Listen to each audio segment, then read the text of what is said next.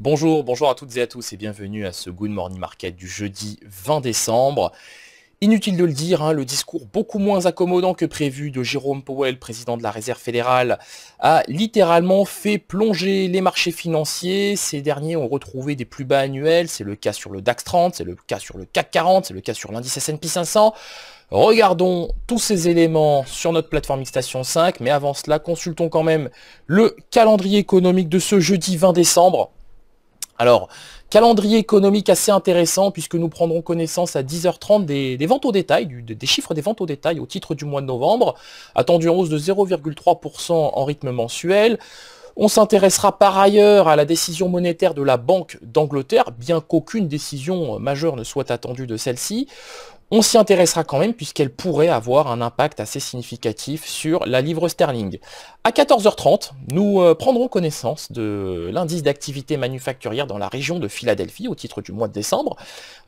Statistique très intéressante puisqu'elle pourrait faire office de catalyseur pour les marchés financiers.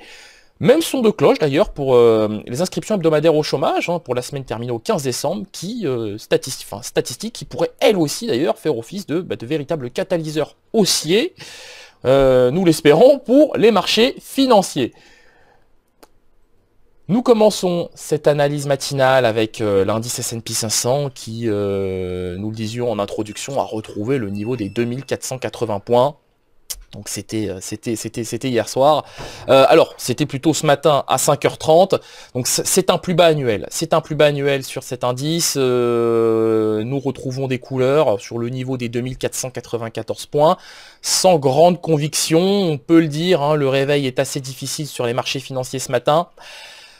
Pourquoi pas un retour sur le niveau des 2500 points puisque ça correspond à la moyenne mobile à 21 périodes, au mieux 2515 points, mais cela est bien évidemment conditionné à la publication des statistiques américaines dont nous prendrons connaissance ce jour à 14h30.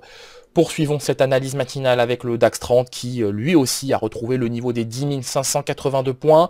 Avant de rebondir en direction des 10 650 points, donc beau rebond technique, disons-le.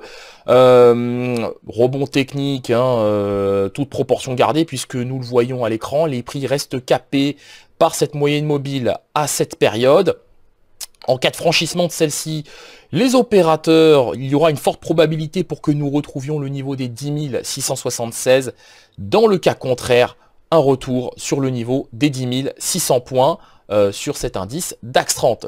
Enchaînons avec cette paire euro-dollar qui s'envole, au moment où je m'exprime, donc au-dessus du niveau des 1,1440. Nous comptions plutôt vous parler du niveau des 1,1440, 1,1450. Bon, c'est désormais chose faite. En l'état, il se pourrait bien que la paire retrouve le niveau des 1,15. Enchaînons avec le WTI et le WTI qui poursuit sa baisse, sans grande surprise. Les prix sont passés de 75 $ le baril à 46 $ le baril aujourd'hui. Donc 75 $ le baril, je le rappelle, c'était le 3 octobre dernier, contre 46 aujourd'hui. Baisse qui s'explique par les niveaux de production que nous avons en Russie, en Arabie Saoudite, aux États-Unis, qui est d'ailleurs le plus gros producteur de pétrole au monde. La toile de fond ne s'améliore pas, la baisse du pétrole réveille les tensions déflationnistes, le tout dans un contexte de ralentissement économique qui ne semble pas être pris en compte par la Réserve fédérale, c'est justement ce que reprochent aujourd'hui les opérateurs à celle-ci. Ça explique pourquoi les indices corrigent, ça explique pourquoi le pétrole corrige, ça explique pourquoi les valeurs refuges sont plébiscitées. Dans un contexte comme celui-ci, il est bien évidemment très difficile de se porter acheteur de ce contrat WTI. Nous terminons cette analyse avec le Bitcoin qui revient de loin, le Bitcoin qui cotait pas plus tard que la semaine dernière sur le niveau des 3250 $ et qui aujourd'hui est aux portes des 4000 $, donc très belle progression sur le plan technique. C'est relativement simple puisque les cotations sont soutenues par les moyennes mobiles à 7 et 21 périodes, même son de cloche d'ailleurs pour le RSI qui évolue à l'intérieur de sa zone de surachat.